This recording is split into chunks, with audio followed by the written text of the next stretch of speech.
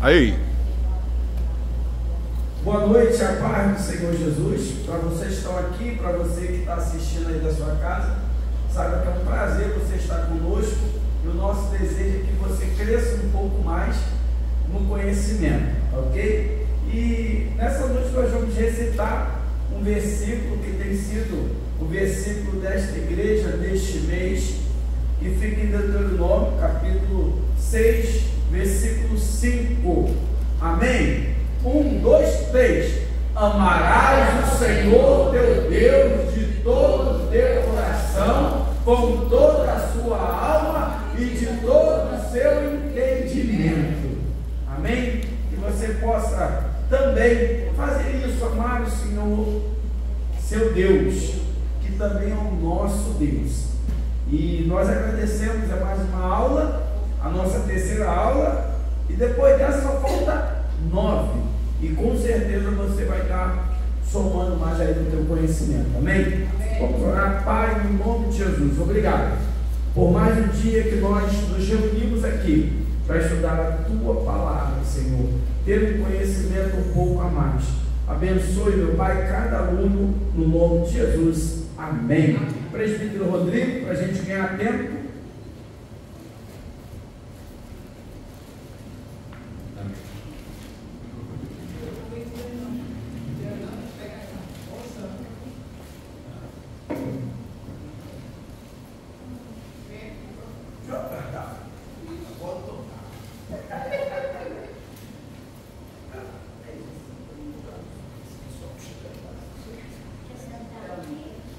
Amém? A gente botou boa noite a parte dos dois. Boa noite. Vamos junto. Você que está em casa também, uma boa noite. Deus abençoe você, a paz do Senhor. A gente mudou o layout aqui para poder ficar melhor, né? Todo mundo assistir, participar. A gente vai ter 2 tempos de aula. Quem está em casa, são 2 links, né? O primeiro link que você já acessou. E quando chegar mais ou menos no final de 1 hora, a gente vai enviar o outro link, onde a gente vai entrar no segundo tempo, como se fosse tempo mesmo de aula, tipo escolinha, né? Primeiro e segundo tempo.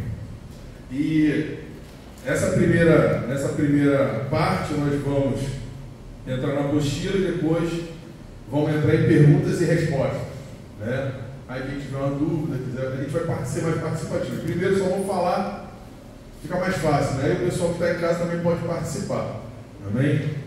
Então a gente vai entrar hoje em soteriologia. É um assunto que dá muito pé, que dá muita discussão, mas que eu creio que vai ser interessante para todos nós. Amém? Então vamos em Apocalipse 13, versículo de número 8.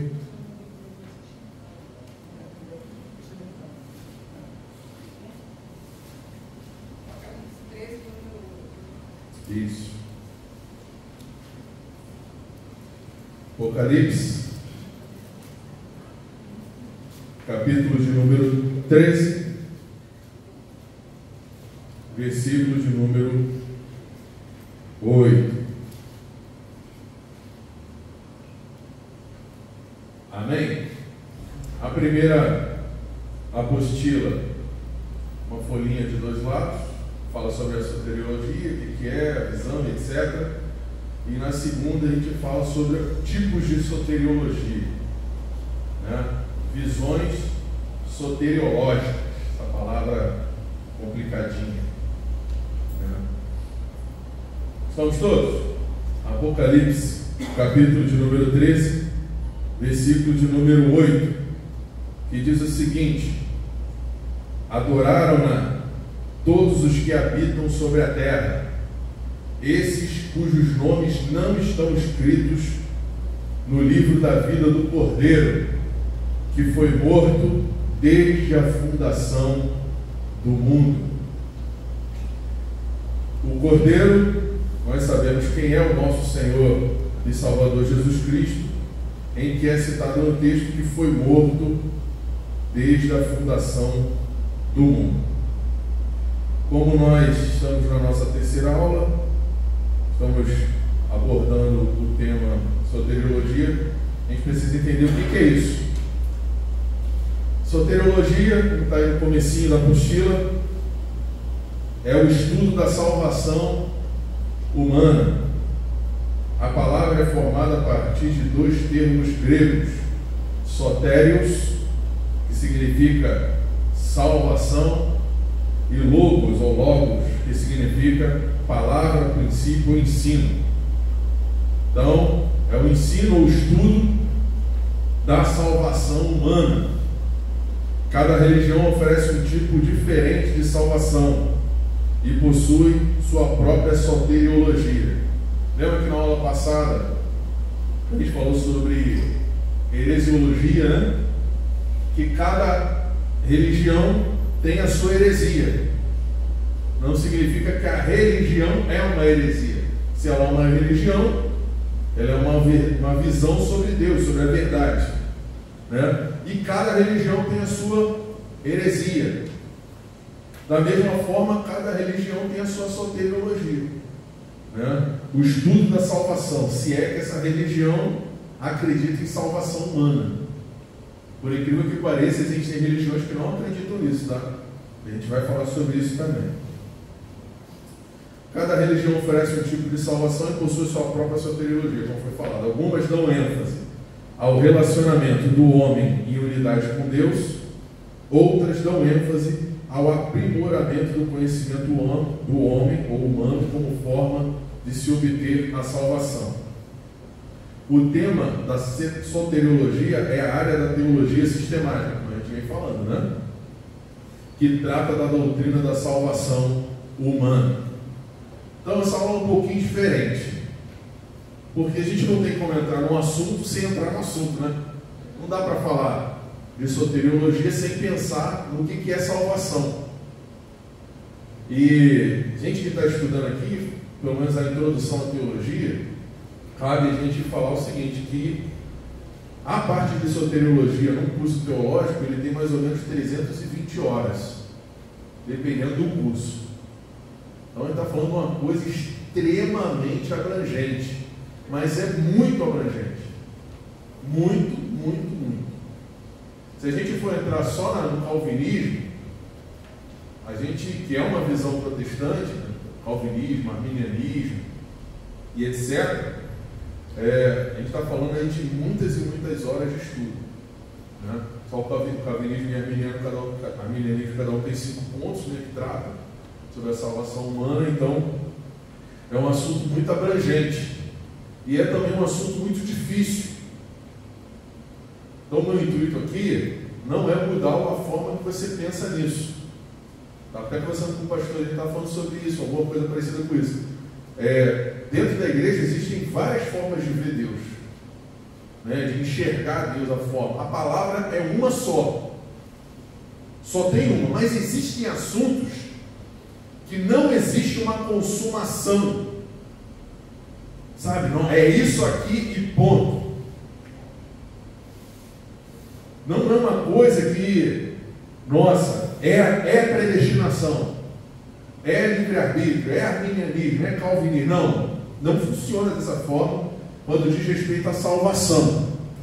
Ficou excelente.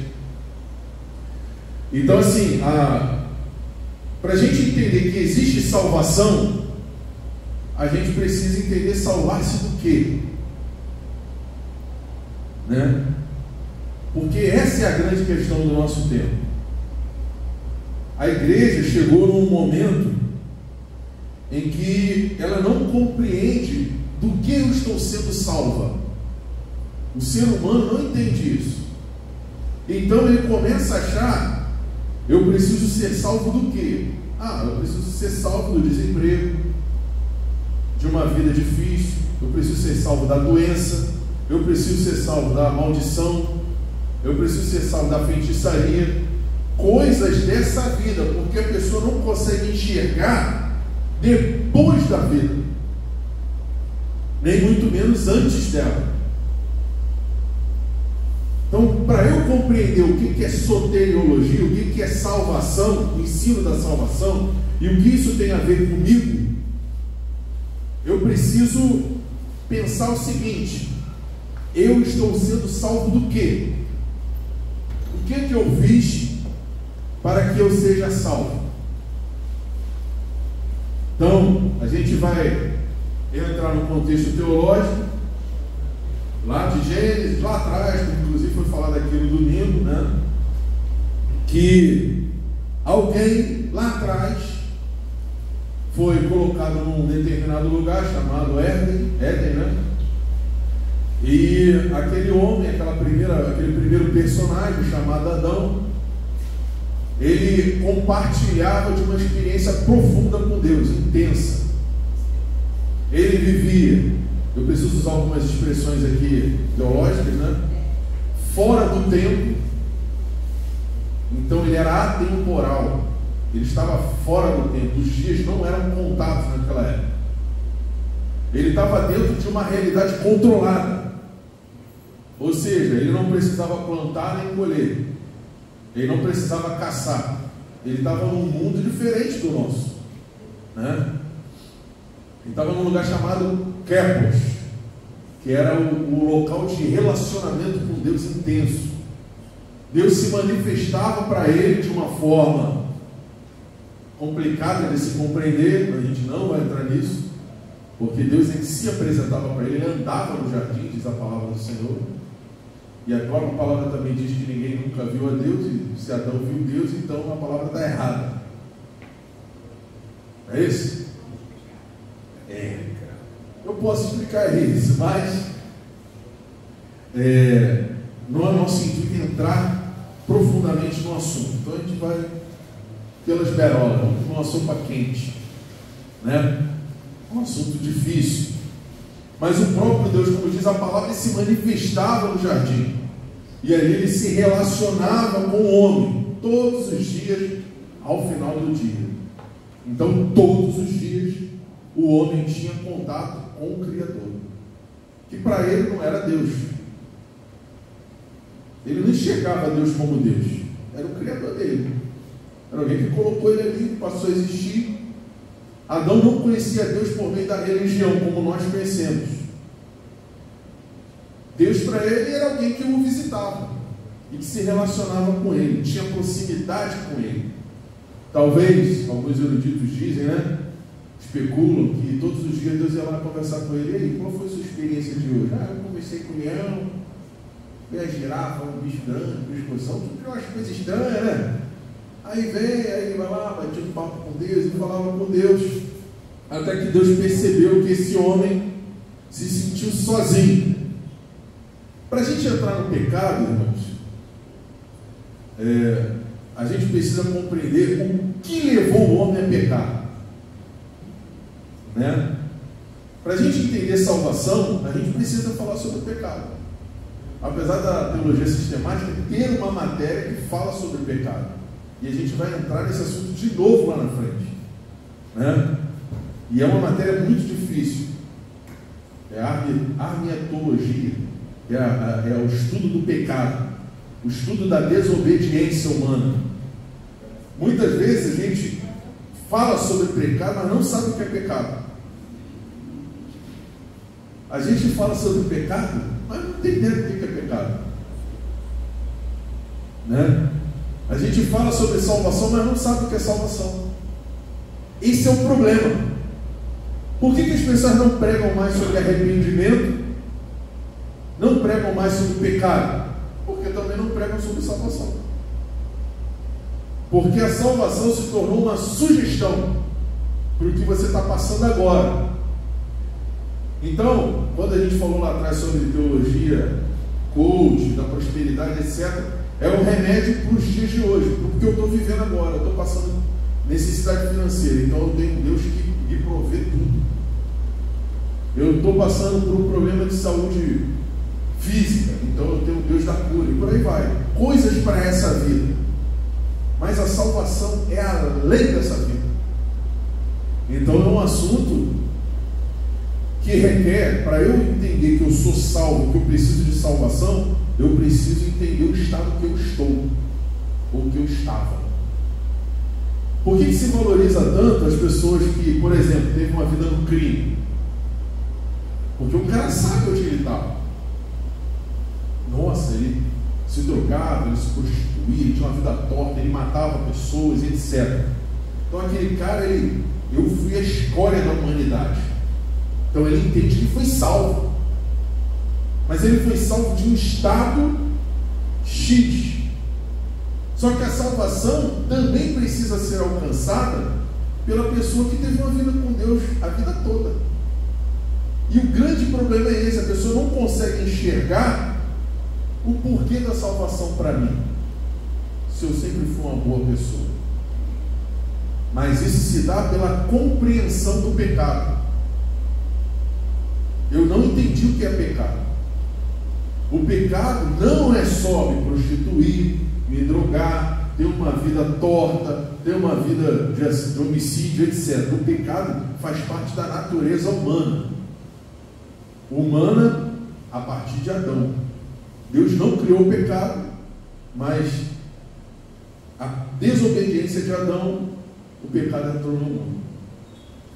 Então, para nós entendermos o que é soteriologia, eu preciso compreender o que é o pecado. Para que eu preciso ser salvo nesse mundo?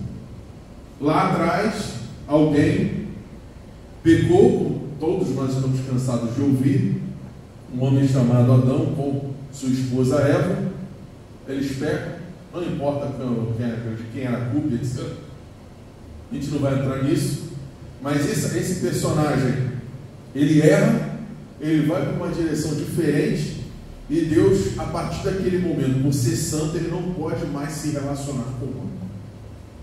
Então ele expulsa o homem da sua presença, ele passa a viver debaixo do templo, daí ele começa a ter que vencer alguns tipos de problema, como alimentação, vestimenta, etc., que antes o homem não se vestia. Então Deus vai lá e mata o cordeiro e veste o homem. O homem não precisava se preocupar com comida, daqui por diante ele precisava se preocupar. A mulher não sentia dores, e a partir dali ela começa a gerar os seus filhos e começa a sentir dor, e por aí vai. A gente já sabe o que acontece. Só que a partir daquele momento, Deus já tinha um plano de salvação. Antes mesmo do homem pecar, Deus já tinha um plano da salvação. Onde que a gente encontra isso? Onde a gente acabou de ler. Apocalipse, capítulo 13, versículo 8. Que diz o seguinte. Vamos ler só a segunda parte. Escritos no livro da vida do Cordeiro, que foi morto desde a fundação do mundo. Aí começa a embolar a nossa cabeça.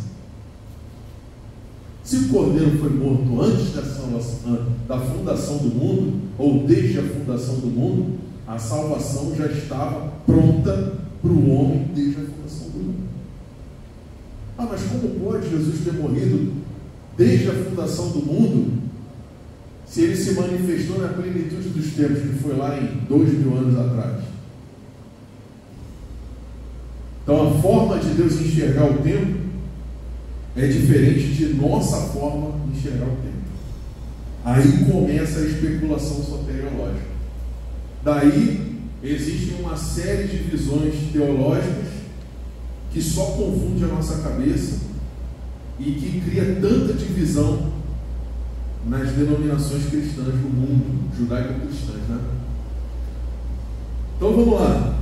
O primeiro tópicozinho aí, a gente entrou num assunto chamado desígnio da salvação, né? A salvação e a glória de Deus. Vou pegar minha Bíblia aqui, para ficar mais fácil. Nós vamos lá em Romanos. Se você está com a sua Bíblia, abre aí, por favor. Romanos 16, 27.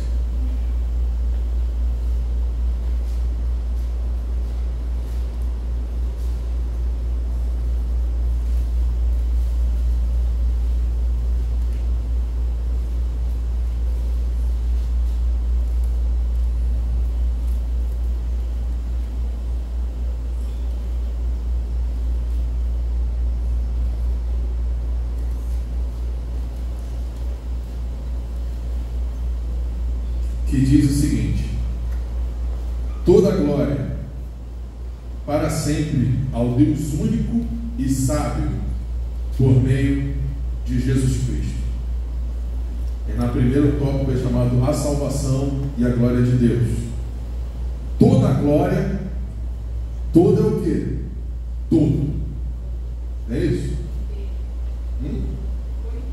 Positivo. Então, toda, toda. Então, Deus recebe para si toda a glória. A gente tem, só nesse, como eu falei para vocês, se eu fosse botar todos os versículos aqui, só nesse primeiro tópico, tinha mais ou menos uns 25 versículos. Então, vamos resumir, né? 2 de Coríntios, rapidamente, eu não vou entrar em tudo, mas vamos onde dá, para a gente compreender. Capítulo 4, versículo 6, ele diz o seguinte: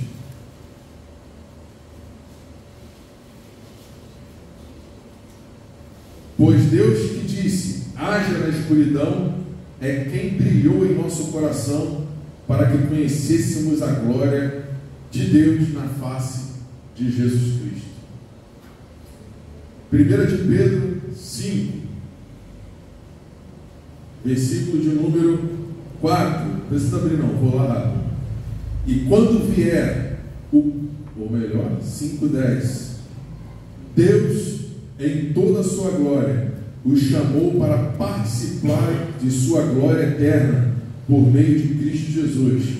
Assim, depois que tiverem sofrido por um pouco de tempo, Ele os restaurará, os sustentará e os fortalecerá e os colocará sobre um firme alicerce. A Ele seja o poder para sempre. Amém. Então, por que Deus criou a salvação? É confuso, né? Para receber para si toda a glória. Tudo começa em Deus e tudo termina em Deus. O homem peca, o homem é distanciado de Deus, mas Deus já tinha um plano lá no começo. Como a gente falou um tempo atrás, acho que foi na teologia sistemática, que a gente falou sobre a profecia do próprio Deus em Gênesis, falando sobre Jesus, né? Que viria um Salvador, enfim. Então Deus começa a sua obra, Ele cria a salvação para a sua própria glória, para restaurar aquilo que havia se perdido. Então Pedro tenta nos explicar aqui no versículo 10. Os chamou para participar de sua glória eterna por meio de Cristo Jesus. Então a gente começou lendo o versículo 13, o capítulo 13, versículo 8 de Apocalipse, onde fala que o Cordeiro foi morto antes da criação do mundo. Então ele pensou, ele projetou e aconteceu. Em resumo, é isso. Se eu for tentar explicar, a gente vai ter que entrar aqui nos 20 versículos. Mas para resumir, Deus criou a salvação para resgatar o homem e receber para si toda a glória. Aí existe uma grande discussão entre os ateístas, os agnósticos, etc. É como se Deus fosse arrogante. Ele quisesse receber tudo para si. Nossa, Deus precisa da nossa glória, Deus precisa do nosso louvor. Não, Deus não precisa do nosso louvor. Mas Ele nos criou para o louvor da sua glória. Amém. Então, irmãos, o plano da salvação, ele se inicia a partir da queda do homem. Porém, a palavra nos ensina que na onisciência divina, ele já sabia o que ele faria. Então Deus já sabia que enviaria a si próprio, que é o próprio Filho. Aí depende da tua visão teológica, se você é trinitarista, se você é unicista. Olha que coisa confusa, né? Unicista é o cara que acredita que existe um Deus no céu, e esse Deus foi lá, se manifestou como Filho, primeiro como Pai, depois ele desce, se manifesta como Filho, se relaciona com a sua criação, a resgata, volta para a sua posição original e depois se envia como Espírito para se manifestar para nós. O trinitarista acredita que existem 3 figuras distintas no céu, porém que se relacionam intimamente ao ponto de nós não sabermos descrever que se trata de 3 ou de 1. E por aí vai. É negócio de doido mesmo.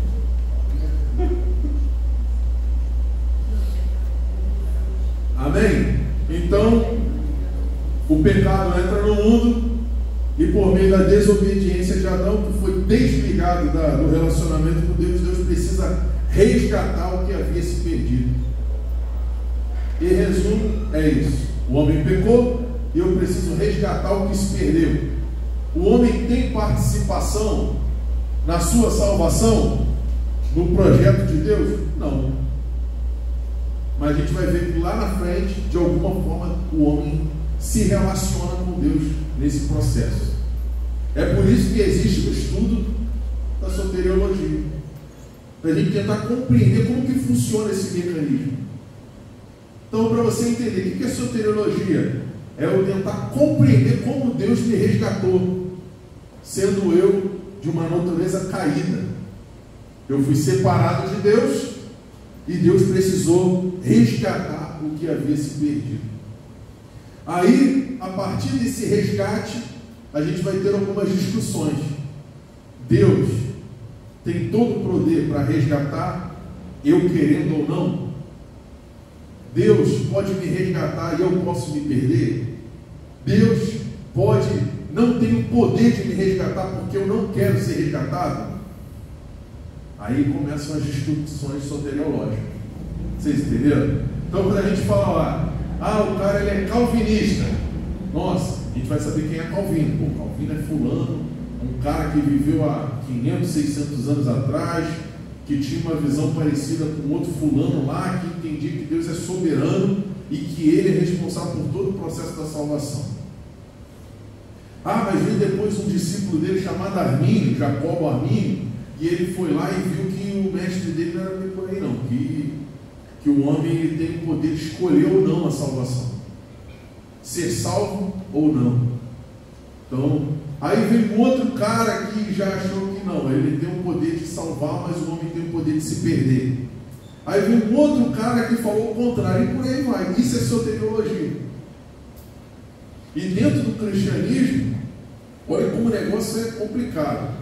É a religião que tem mais visões soteriológicas do mundo. O islamismo só tem uma visão soteriológica, ponto. Só tem uma. Existe uma discussãozinha, não é nem na soteriologia, é mais nesse mundo aqui mesmo, na realidade do homem enquanto vivo, né? Qual é a postura que o homem tem que ter, o que ele precisa fazer, etc. Mas soteriologicamente só tem uma visão.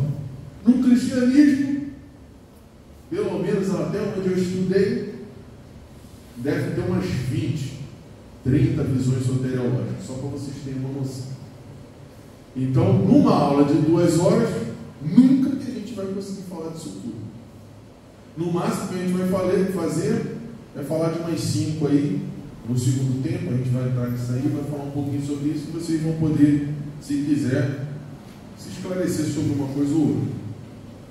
Então, nesse primeiro desígnio da salvação, tem um segundo tópico chamado a libertação da culpa e da impiedade do pecado. Está lá em João 15, 22. João, capítulo 15, 22. E depois a gente vai seguir em frente. Não vai bater tanto nisso.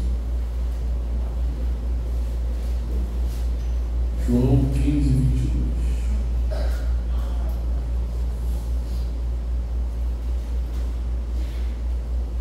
Diz o seguinte: eles não seriam culpados se eu não tivesse vindo nem lhe falado. Agora, porém, não tem culpa por seu pecado. Quem me odeia, também odeia meu Pai. Se eu não tivesse realizado no meio deles sinais que ninguém mais pode realizar, eles não seriam culpados. A gente vai entrar numa questão interessante. A culpa pelo pecado, como a gente começou a falar, só existe quando você percebe que está perdido. Então, o cara está lá no meio do... Vou dar um exemplo, eu falei aqui na última aula, se eu não me engano. Existe um homem chamado Jean Deleri. Ele veio aqui para o Brasil e foi pegar os antropomorfos, os comedores de gente, os canibais. Para aquele cara, não, comer gente é normal. Eu mato ele, corto a barriguinha dele e como. E pronto. Se eu como o coração dele, eu ganho as experiências dele. Se eu batizado dele. Se eu bebo o sangue, eu ganho a força dele. E eles cresceram naquilo ali. Quem é Jesus para esse cara? Não sei. Quem é o pecado para esse cara? Ele não sabe, ele não tem consciência da condição dele de perdido. O cara está lá na boca de fogo. Para ele, está tranquilo. Não, estou aqui, é firme, estamos juntos, irmão. E ele acha que dentro da visão dele está certo. Apesar dele, dentro dele, ter uma consciência de certo e errado. Então é isso que Cristo está falando aqui. Vocês vieram, até que o momento que eu vim, vocês não tinham pecado. Quando você estivesse dizendo assim, vocês não tinham consciência do pecado, mas eu vim. Daqui por diante, vocês têm culpa. Então, a condição de salvação vem por meio da verdade. Eu preciso de salvação quando eu percebo que eu estou perdido. É por isso que o nosso Senhor Jesus fala o quê? E de pregar o Evangelho o quê? A toda criatura. Para que ela tenha consciência de que ela está perdida, porque na cabeça dela ela não está. Existem bases teológicas que falam também que esse homem que nunca ouviu o Evangelho, ele vai ser julgado pelo que ele vive. Na consciência humana ele sabe quando ele fez uma coisa errada, quando ele fez uma coisa certa, ele sabe. Mesmo que ele nunca escute falar de Jesus, ele sabe que ele estava errado. É outra discussão gigantesca, que na apostila aí a gente entra nisso aí também. O católico apostólico romano, ele acredita que a graça de Deus vem por meio da natureza, né? A graça natural. Então não precisa ninguém pregar, a graça automaticamente me alcançou. É uma visão soteriológica. O cara mesmo sem ter consciência do pecado, ele é alcançado pela graça. Porque Deus se manifesta por meio da natureza, então automaticamente essa graça me alcança. Isso tem base bíblica? Sim, por incrível que pareça. Então, se for assim, a gente entra numa dedução. Então, não preciso pregar para ninguém, né, irmão? Não preciso pregar para ninguém. Porque se a graça me alcançou por meio da natureza, então eu estou perdoado. Mas perdoado de quê? Então, se não existe consciência do pecado, não tem com que me arrepender. É por isso que o mundo está dessa forma. Então, qual é a forma que o inimigo da nossa alma, né, criou? Relativizar o pecado. Quando eu relativizo o pecado, automaticamente a salvação não me alcança. Porque para mim eu não preciso de salvação. Um cantor famoso aí, cantava aquela arte outra vez, Thales, não vou falar porque ele fala isso na internet, que ele agora está no nível superior de consciência. Então ele entende que ele pode praticar o que ele viver, a vida que ele achar melhor, porque a graça de Deus o alcançou de uma maneira que para ele o pecado é relativo. Então, isso também tem uma visão soteriológica chamada hipergraça, que é uma teologia mais recente. Então, para vocês entenderem o quão é fácil nós sermos enganados só pela forma que a gente enxerga a salvação. É muito fácil. No nosso tempo hoje deve ter umas 10, quem só aqui no Brasil, forma de enxergar a salvação. A gente falou aqui sobre, na apostilazinha azul, você vai ver lá que tem universalismo, tem o calvinismo, o arminianismo, tem o FIDE, que é da igreja luterana, que eu não lembro o nome, tem que até pegar uma apostilinha dessa que eu não estou aqui. Lá de uma luz da igreja luterana, defide alguma coisa. Isso. É defide salvífica. Então, é tudo uma forma de enxergar como que eu sou salvo. E isso dá muita dor de cabeça. Uma matéria muito difícil. Para quem pode falar. Presbítero Rodrigo, o interessante dessa matéria é porque, na realidade, tu pergunta assim a pessoa, por que tu é salvo? E às vezes a pessoa não sabe ter uma resposta coerente. Eu sou salvo porque Jesus morreu por mim. É só isso então? Então eu sou salvo porque Jesus morreu por mim. E a gente vê que o conhecimento nos faz dar uma resposta à altura da pergunta. Porque não é irrelevante uma pergunta dessa. Porque o ateu, ele é ateu porque não acredita em nada. Então, nós precisamos dar resposta às pessoas que nos perguntam. E às vezes, se a gente entender o porquê que nós somos salvos, a nossa vida já muda completamente na posição de vida do dia a dia. Entender a salvação é uma coisa tão importante que isso faz com que o homem se movimente em direção ao reino. Paulo, o que ele falou? O amor de Cristo me constrange. Na realidade, entender a salvação é você pegar a tua vida e falar, Senhor, pronto, use e abusa dela, acabou. Quem entende a salvação, ele faz isso. Ele não se esquiva. Entender a salvação realmente, como Jesus fala, vai abrir mão da sua vida por mim, é entregar a vida a Ele novamente. E a importância dessa matéria é justamente isso. Por quê? Eu penso que muita gente pode ter dificuldade porque ela não entendeu a salvação. Ela não entendeu o que foi feito por ela. Ela não entendeu o tamanho da graça. Então, essa matéria é muito relevante por isso. Uma vez entendendo a salvação, se a gente for lá na igreja primitiva, os apóstolos, você vai ver naquela galera lá, meu irmão, não tem como. Você já não quer mais viver para esse mundo. Quem consegue compreender a plenitude, nem pode dizer a plenitude, mas a salvação, ele não vive da mesma maneira. Exatamente. A consciência do quanto você se distanciou de Deus é a forma que você vai enxergar até onde alcança a tua salvação.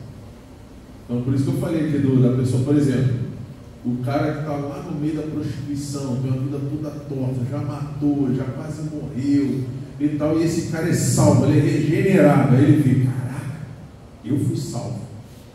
Então ele dá mais valor para a salvação. É por isso que no nosso tempo, nas igrejas neopentecostais, se dá tanto ênfase para essas pessoas que tiveram uma vida totalmente torta. Foi feiticeiro, foi bruxo.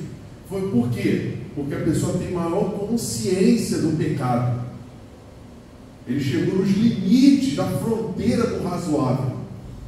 Só que essa pessoa e uma pessoa que nunca fez nada, para Deus é a mesma coisa.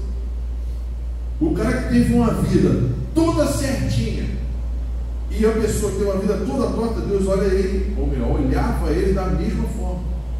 É um pecador. Ele tem a mesma capacidade de praticar as mesmas obras. O que falta é o que o motivou a viver aquele tipo de vida. Então Deus olha e vê algo que motivou ele a estar nesse mundo, que é o pecado.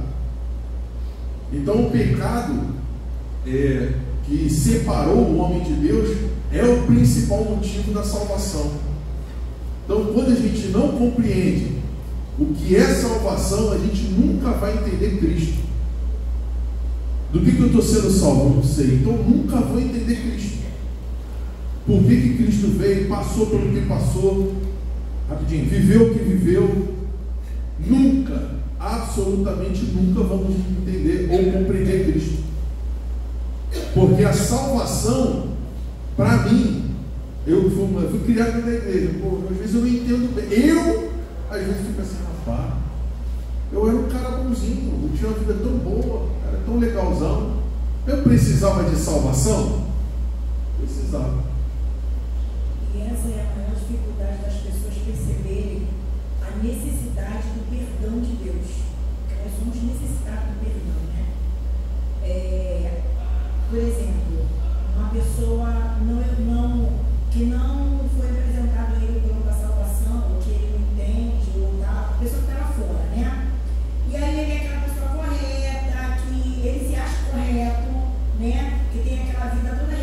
pegadinha. Não, eu não preciso de salvação. Aquele que estava matando, roubando, fazendo e acontecendo, aquele sim precisa de salvação. E muitas das vezes a pessoa, a mente dela fica tão presa a ela se achar tão perfeita, tão certinha, e não preciso de Jesus, esse negócio de plano de salvação não é para mim, esse negócio de... E aí entra essa dificuldade da pessoa entender, é só uma mesma ação do Espírito Santo para convencer que, como o professor agora falou, que ele está no mesmo nível de condenação. Né? E muitas das vezes eu já ouvi até pessoas aqui dentro dizendo: não, o meu parente que faleceu era muito bom, fazia muito. Não, eu não acredito que ele não foi salvo. Não, ele não aceitou Jesus, mas ele era muito bom. Eu não acredito que ele não foi salvo. Então, ele tem uma profundidade, a gente precisa mergulhar nessa questão do perdão, da salvação, né?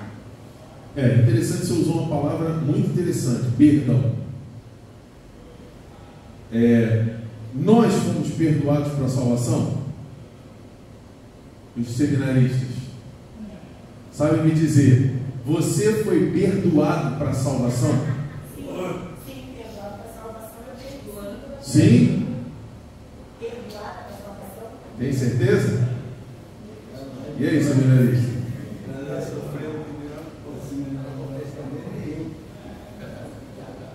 Vou dar um exemplo para vocês. Perdão.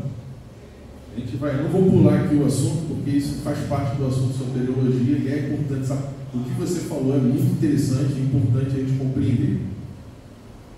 Se eu fui perdoado da salvação, eu não precisava que Jesus morresse por mim.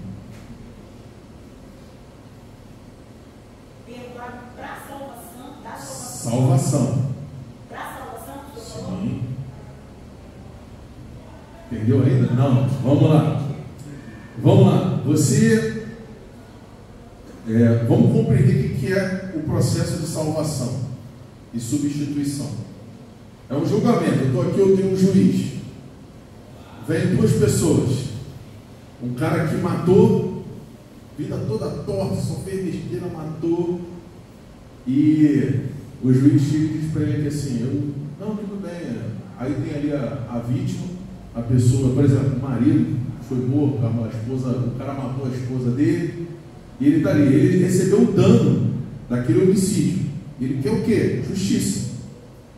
Ele não quer justiça? Aí o réu entra. Aí o juiz está ali, ele fala: não precisa de julgamento não, eu te perdoo. E o réu vai embora. Esse marido aqui, ele recebeu a justiça?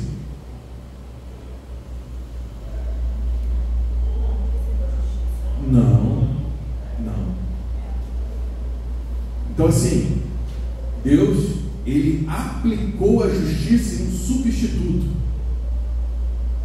Então, o meu perdão veio por meio de Cristo. Mas é esse perdão que você tem, o perdão através do sacrifício de Cristo. Sim, mas essa é que é a questão. Hoje, muitas heresias são baseadas na forma errada de enxergar o processo da salvação. Tá? Cristo me substituiu. Por isso eu não tenho mais vida. A minha vida pertence ao Senhor. Então assim, se Ele me substituiu, eu não tenho mais vida. O meu pecado foi pago por Ele. É diferente de ser perdoado por Ele. Entende? Tem pessoas que pensam assim? Tem muitas. Que pensam ao contrário, que sabe do perdão. Muitas. Inclusive tem aí no texto. Aqui na apostila azul, você pegou? Então assim, o meu pecado, ele foi perdoado, relativamente. Ele foi pago. Meu pecado foi pago. Alguém pagou pelo meu pecado. Quando o Senhor olha para mim, Ele não vê o meu pecado. Ele vê o sangue de Cristo. Então Ele me perdoa, porque o meu pecado foi pago. Essa é que é cristão. Quando você olha lá para trás, a gente já vai compreender o que é pecado. Adão pecou, Eva come o fruto, como a gente sabe, dá para Adão, ele come. Deus não podia falar: não, te perdoa, está tudo certo. subia a legenda, acabou o filme. Deus não podia fazer isso? Podia. Mas ele precisava receber o quê? A glória para si. Ele não estaria sendo justo. Ele errou, ele pecou. O Caim foi lá, pegou o irmãozinho dele, pá, matou. Não te perdoo, meu filho. Eu amo você profundamente, eu te perdoo. Não funciona assim. O mundo está do jeito que está por causa disso, porque ele acha que Deus é um Deus. Não que Deus não seja, Deus é Deus de amor, mas Deus é fogo consumidor, ele é Deus de justiça. Ele, quando olha para o homem, ele está na prática do pecado, o negócio muda. É o que diz a palavra. Então assim, Deus perdoa o meu pecado? Sim, Senhor, eu me arrependo do meu erro, do meu pecado, e o sangue de Cristo me cobre e paga o meu pecado. Então toda vez que nós erramos, por isso que ele fala lá em Hebreus, né, que é impossível o homem mais uma vez se arrepender. Ou seja, não dá para matar Cristo duas vezes. Você não pode se arrepender para a salvação duas vezes. Não existe isso. Uma coisa é a prática do pecado, e outra coisa é você errar. Errou inconscientemente. Outra coisa é você errar conscientemente. A prática do pecado é quando você faz querendo fazer. Você programa. Então você, infelizmente, ainda não foi regenerado pela salvação.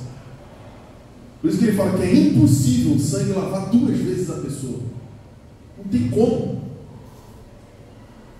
Entende? Como se Jesus fosse crucificar todo dia. Vamos crucificar de novo. Não, agora de novo. Não, meu pecado não foi perdoado. Não foi perdoado.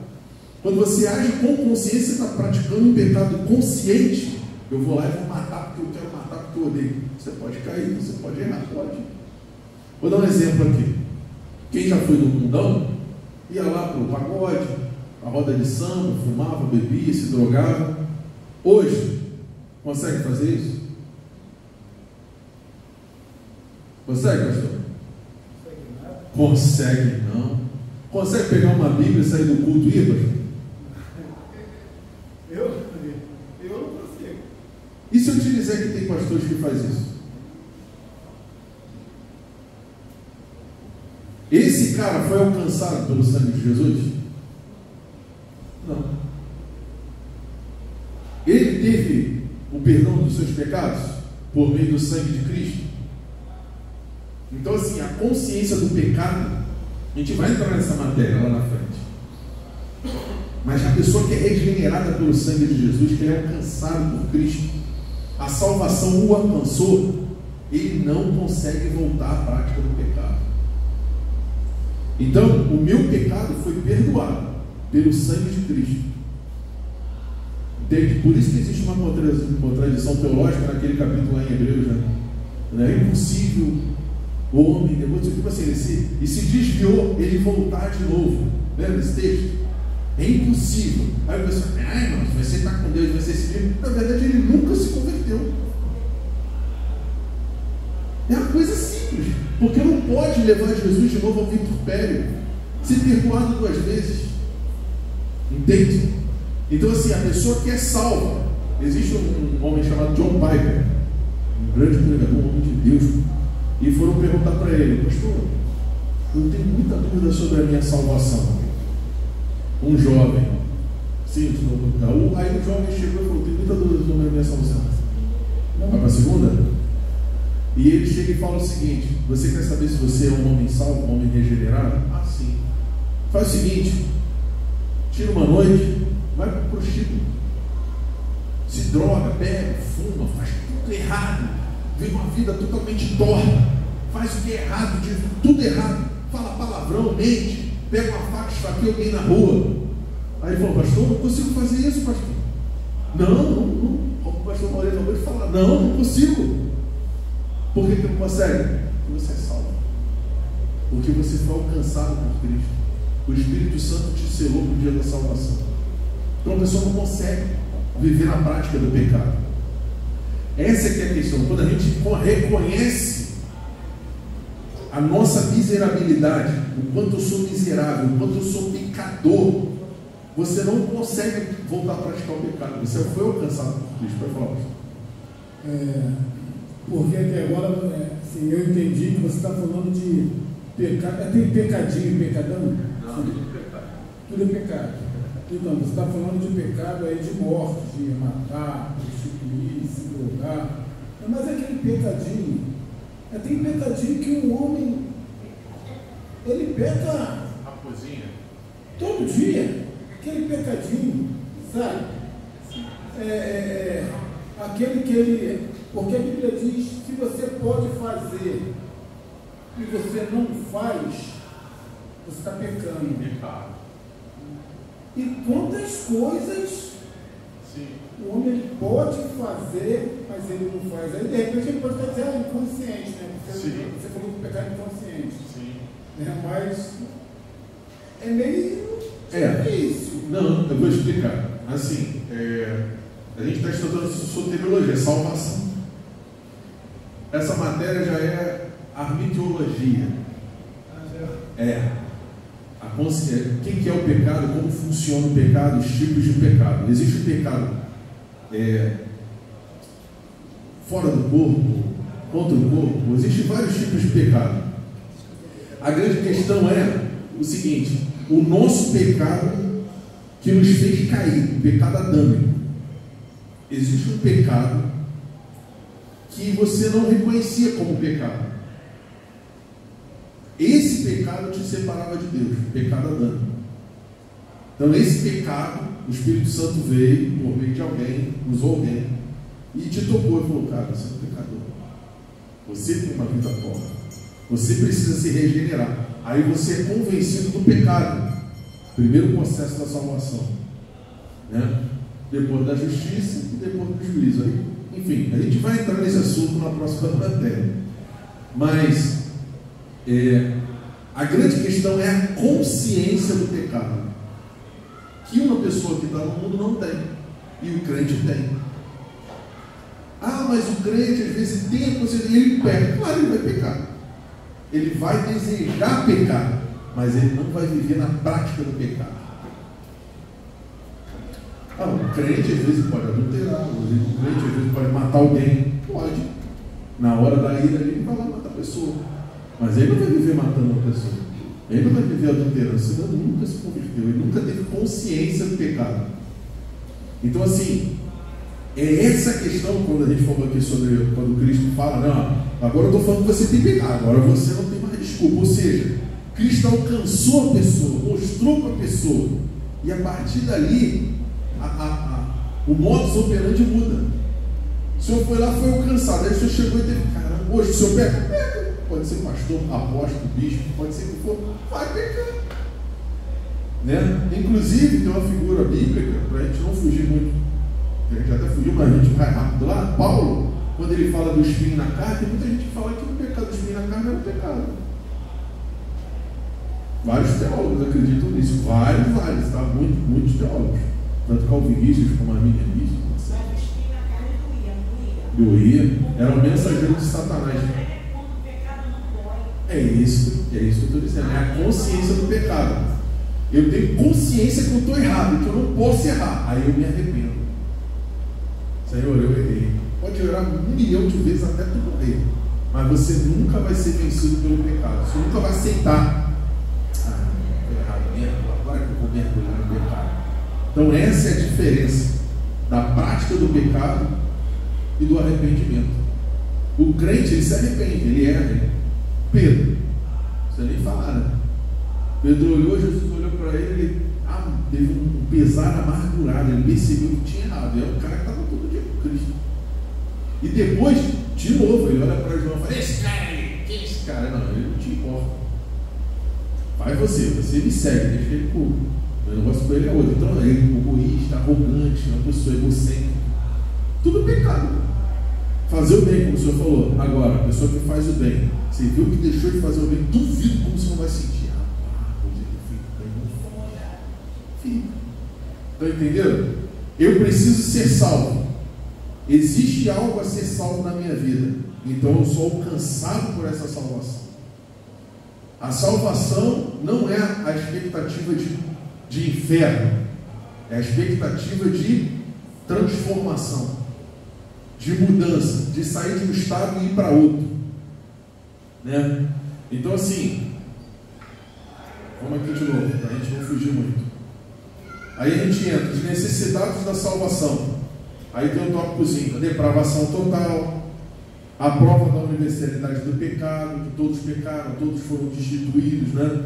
O que a depravação total não significa, aí vem explicando ali, foi o que eu acabei de conversar aqui, né? O que a depravação total não significa. Hoje o crente restaurado, alcançado por Cristo, seus pecados perdoados, ele é depravado? Não. Na palavra que aquele que é nascido de Deus, ou melhor, o nascido de Deus não vive pecando, não vive na prática do pecado, então ele não é mais depravado, ele não está mais separado de Deus, ele está ligado por Cristo, alcançado por Cristo. Legal você. 10. Aí no tópico 4, até peço perdão que eu botei Deus com letra minúscula, tá? Vou corrigir depois. Tópico 4, a escolha de Deus na salvação. Vamos lá rapidinho. Efésios, capítulo de número 1.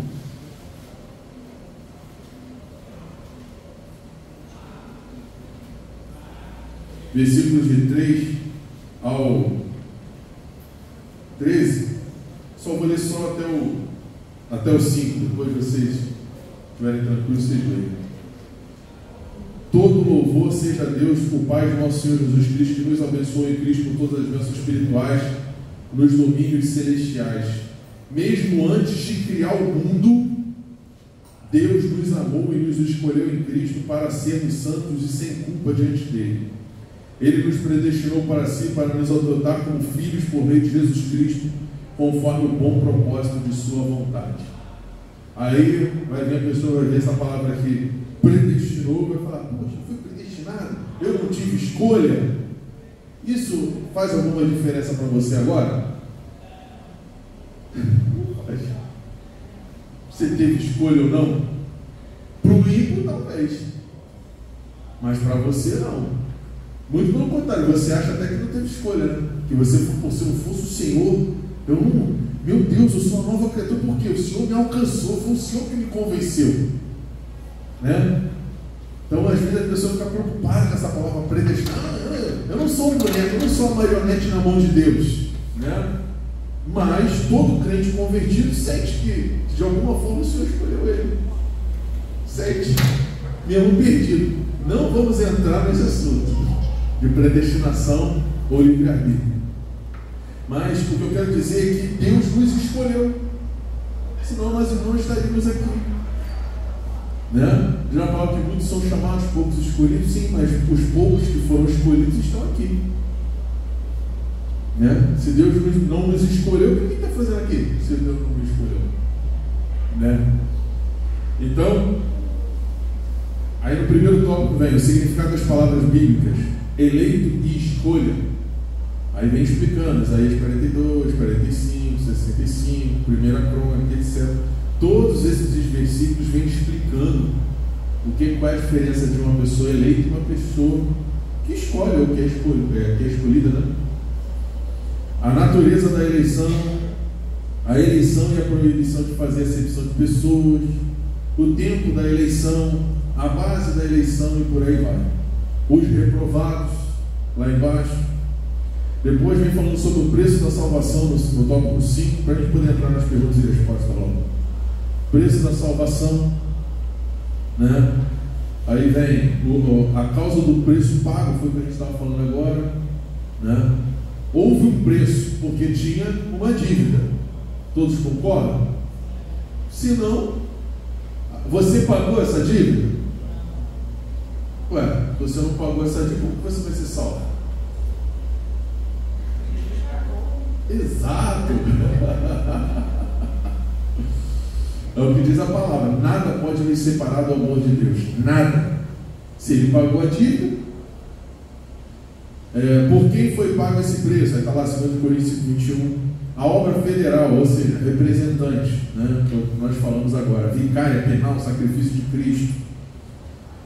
O efeito do preço pago, né? Qual foi o efeito do preço que Jesus pagou na cruz, quando ele fala lá tetelestai, ou consumatum est, né? Está pago, o preço está pago. O que significa isso? Aí ele entra no chamado à salvação. Ele paga o preço e chama aqueles a quem ele pagou o preço. Aí você vai falar, como assim? Jesus morreu há 2000 anos atrás. A gente estava vivo? Não. Mas ele pagou o preço de alguém, não pagou? Pagou. Então ele precisa chamar aqueles a quem o preço foi pago. Não é difícil de entender, o pessoal que complica. Então, mas existem pessoas que o preço não foi pago? Aí começa a ser uma discussão. O sangue de Jesus cobriu toda a humanidade? Eu creio que sim. Mas se ele cobriu toda a humanidade, então a humanidade não tem um preço a pagar. Então todo mundo vai ser salvo.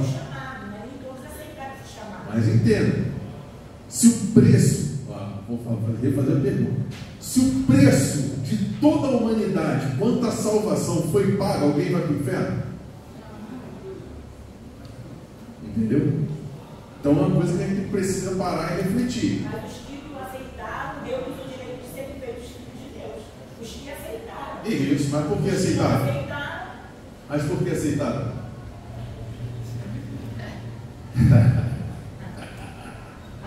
Pessoal, vamos lá.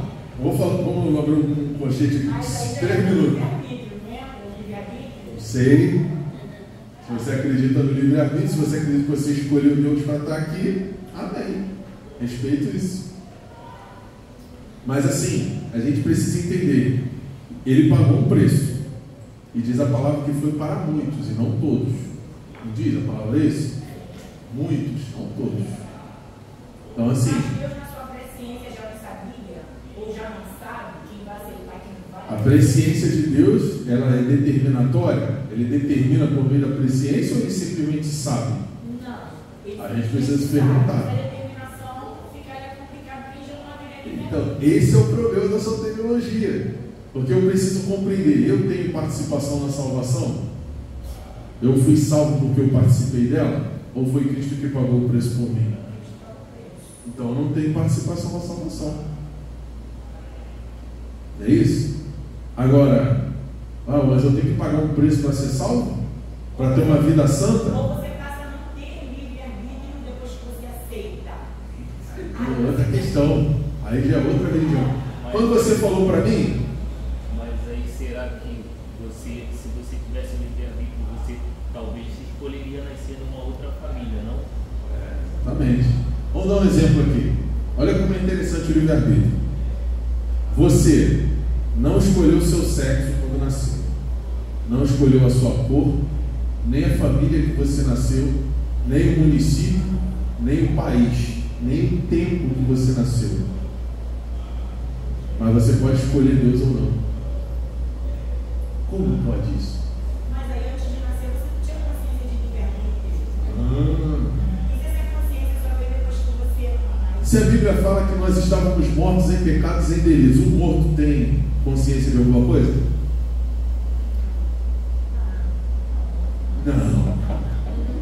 Não. Esse é o problema da soteriologia. Eu estou sentindo que você quer nos convencer da predestinação. Não, eu estou querendo instigar que você pense. Por exemplo, tem muito crente que acredita no universalismo e não sabe. Por exemplo, você falou que o sangue de Cristo alcançou toda a humanidade. Se alcançou toda a humanidade, como a Igreja Católica diz, ninguém vai para o inferno. Vai para o purgatório, vai para o limbo e depois é resgatado de lá. Se o sangue de Cristo... Mas o Senhor, quando dá o seu filho, dá pelo mundo todo. O mundo é o ecumênico, são 3 mundos.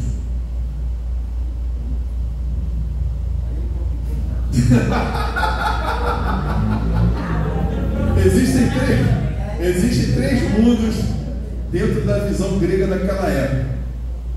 Eu não vou entrar nisso, não vai travar tudo, mas vamos lá. 3 mundos para vocês refletirem. Existe um versículo que Deus fala que é assim, que eu amei o mundo, né? Porque Deus amou o mundo de tal maneira que Deus seu único filho para daquele que mas tem a vida eterna. Certo? Sim. Esse mundo se chama Elcomênio, que é o mundo dos filhos de Deus. Sim. Tá? Existe um mundo chamado mundo cósmos, que é esse mundo aqui, ó, que você está pisando, porque Ele enviou o seu Filho ao mundo, né? Para que por meio dele o mundo fosse salvo. Espera aí, Deus vai salvar o mundo cósmico ou o mundo ecumênico? Aí tem o terceiro mundo chamado Aion. O mundo vos odeia, porque eles não vos conhecem, da mesma forma que não me conheceu. Que mundo é esse que vos odeia? O mundo Aion. O sistema que governa. Isso, exato. Amém? Então assim, não vamos piorar tudo, senão vai dar um nó.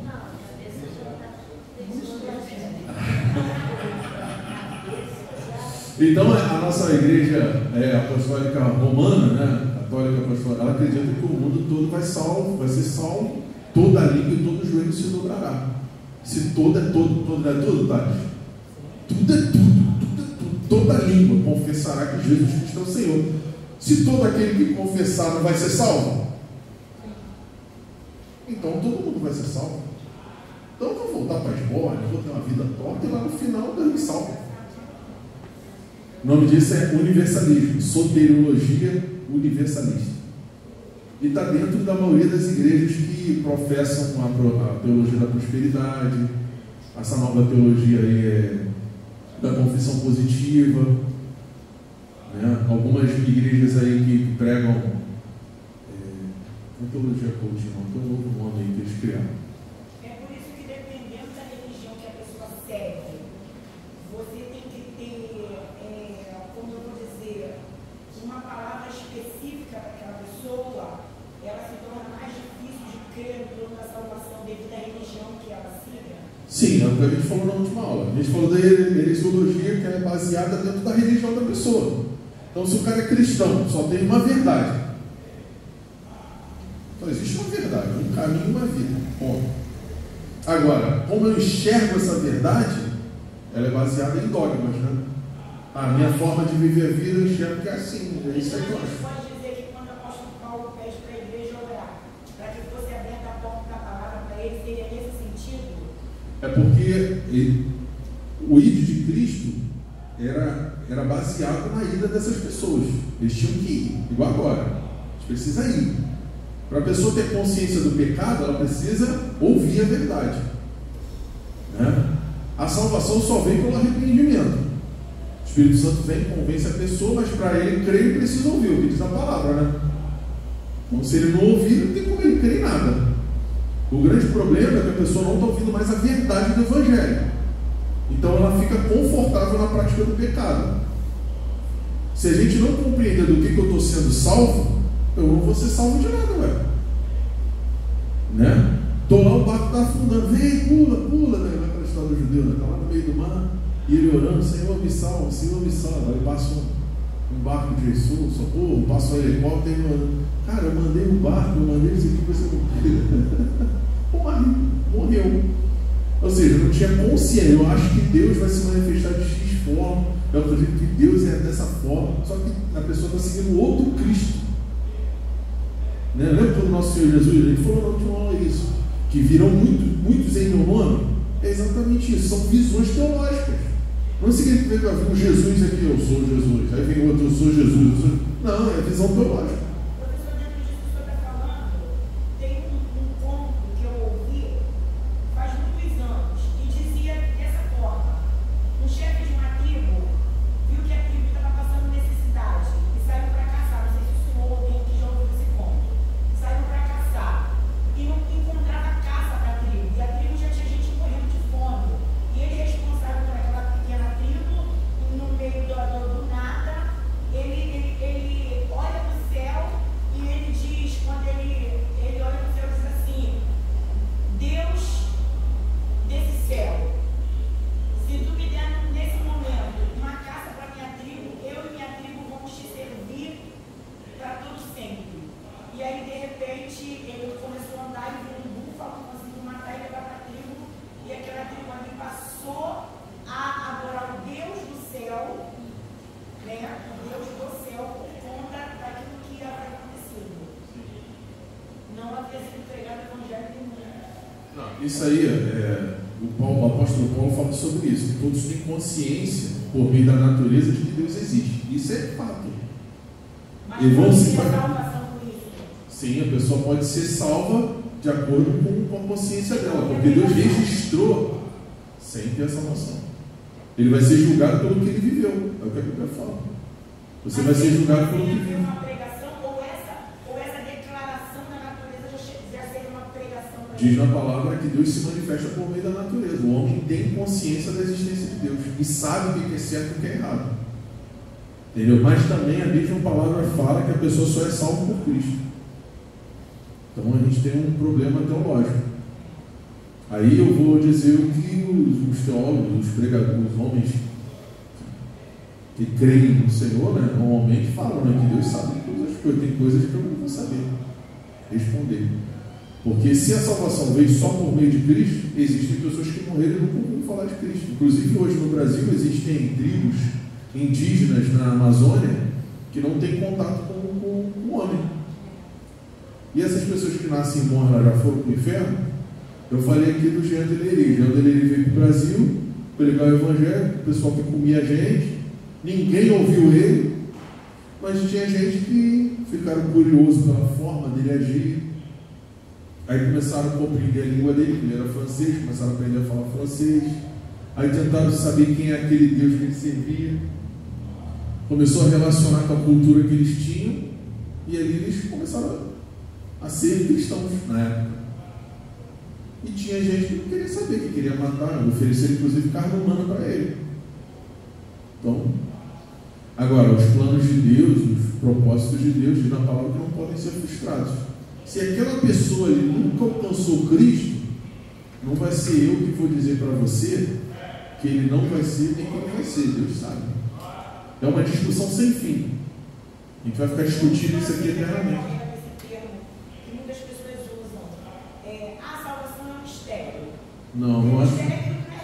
Não acho correto, porque o mistério que esteve oculto desde os tempos eternos, como diz a palavra, é Cristo. Cristo se revelou na plenitude dos tempos para que por meio dele nós fôssemos salvos. Não é aquilo. É um erro. Você sabe quem é Cristo? Agora, se isso vai alcançar todo mundo na Terra, eu sei que tem 3,8 bilhões de pessoas cristãs no mundo. Então agora, se Deus vai querer alcançar todo mundo do jeito dele, que todo mundo escuta, é bíblico. Todo ouvido ouvirá, toda língua confessará, como a gente falou há pouco. Então, é uma discussão sem fim. A gente vai bater, mas faz parte da soteriologia. A salvação vai alcançar essas pessoas? Ela vai? É plano de Deus de salvar essas pessoas? Não sei. Não dá para saber. Não é o plano de Deus. Deus sabe todas as coisas. Para quê, por quê, quando, só Ele. Então assim, vamos voltar aqui para a postinha. Vamos para rapidinho para a gente, né, nos últimos 30 minutos, abrir o negócio das perguntas. Né? Então a gente falou aqui sobre o preço pago na salvação. A gente já sabe que Cristo foi o nosso substituto, né? A chamada salvação, como nós falamos.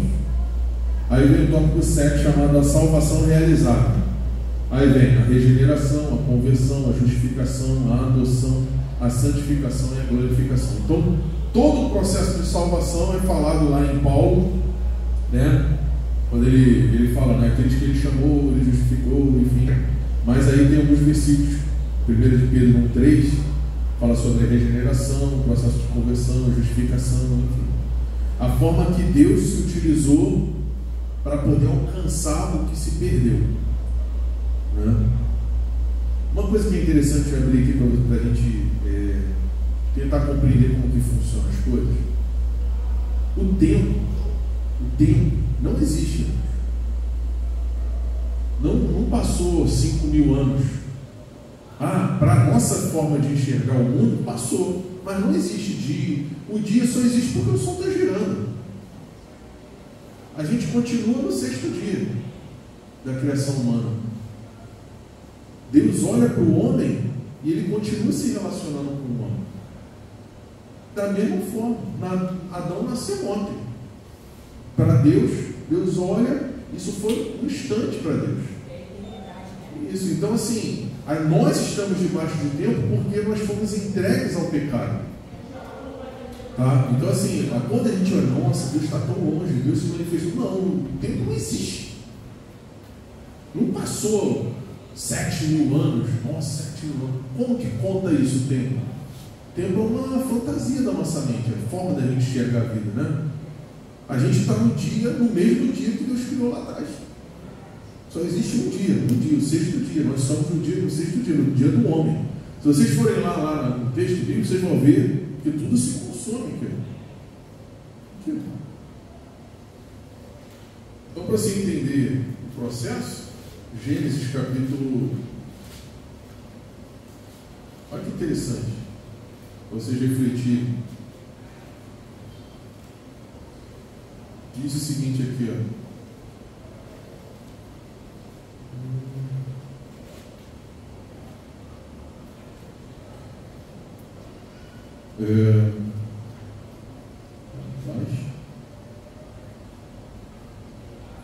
Capítulo 2, versículo 1 diz o seguinte: desse modo completou-se a criação dos céus e da terra e de tudo que neles há. No sétimo dia, Deus havia terminado sua obra de criação, descansou de todo o seu trabalho. Deus abençoou o sétimo dia e declarou santo, pois foi o dia em que ele descansou de toda a sua obra.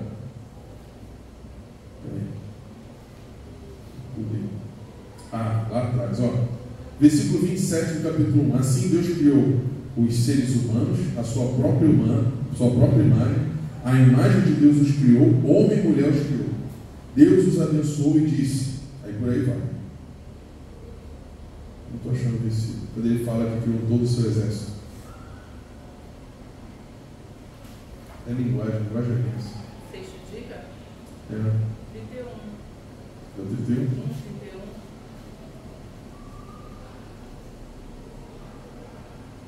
Não, é isso. Depois na próxima aula eu falo. Quando Deus cria todo o seu exército, e aí depois entra no texto, é porque a linguagem aqui é diferente. Deus abençoou. Assim os céus e a terra e todo o seu exército foram acabados. Aí, isso aí. Aonde está? 2:1. Desse modo completou-se a criação dos céus e da terra de tudo que neles há. Na minha linguagem é diferente. E todo o seu exército. Todo o processo de criação termina ali. Tudo. Início, meio e fim. Então, a partir dali, Moisés começa a explicar como Deus fez. Aí Deus vai lá, pega o homem e começa a criar. Então, a história aqui não é linear. Ele está dizendo, ele fez tudo, criou e descansou. Aí depois ele volta e entra no momento do homem, no sexto dia, e começa a falar. O tempo não existe da forma que a gente pensa. Na verdade, tudo recomeça, tudo acontece do mesmo jeito. Porque na verdade não existe, não foi 2.000 anos atrás. O tempo para a gente é só uma fantasia. Entendeu? Como Deus enxerga a criação dele, para ele, está olhando lá, acabei de criar um homem, para Deus o tempo é. Então assim, agora, para nós que estamos aqui nesse mundo de sofrimento, de luta, etc., aí é diferente, né? Amém? Falou alguma coisa? Não? Então vamos lá. Aí nós agora entramos no efeito prático da salvação, perseverança e apresentação dos santos, a preservação prometida, a preservação efetuada, os meios que Deus usa para estimular a perseverança dos santos e efetuar sua preservação. Aí vem lá um resumo da salvação em Hebreus capítulo 10, versículo 5 e 7, liberdade de Deus e o livre-arbítrio do homem, e por aí vai. Isso aí é um tópico interessante, né? Quando fala no capítulo 9 de Romanos, né, que Deus criou vasos de honra e desonra e por aí vai. Então, para a gente entender a soteriologia, que não dá para se aprofundar, como eu falei. A soteriologia foi um plano que Deus se utilizou para resgatar a sua criação e receber toda a glória para si. Por quê? A sua criação foi criada para glorificar o nome dele. Nós não fomos criados para o louvor da glória do Senhor? Então é isso, eu resgato o que se perdeu para voltar para o estado original, né? Então vai chegar um momento lá na frente, ou daqui a pouco, ou amanhã, ou hoje, não sei, em que Deus vai reenviar o seu Filho, que é o próprio Deus, para poder resgatar toda a criação. Né? Então ele vai destruir isso tudo aqui, como está lá em Pedro, e vai recomeçar tudo de novo. Então, tudo de novo agora com o novo Adão, que é o nosso Senhor Jesus. O primeiro veio para a morte, o segundo veio para a vida, e aí a gente começa uma nova vida com Cristo.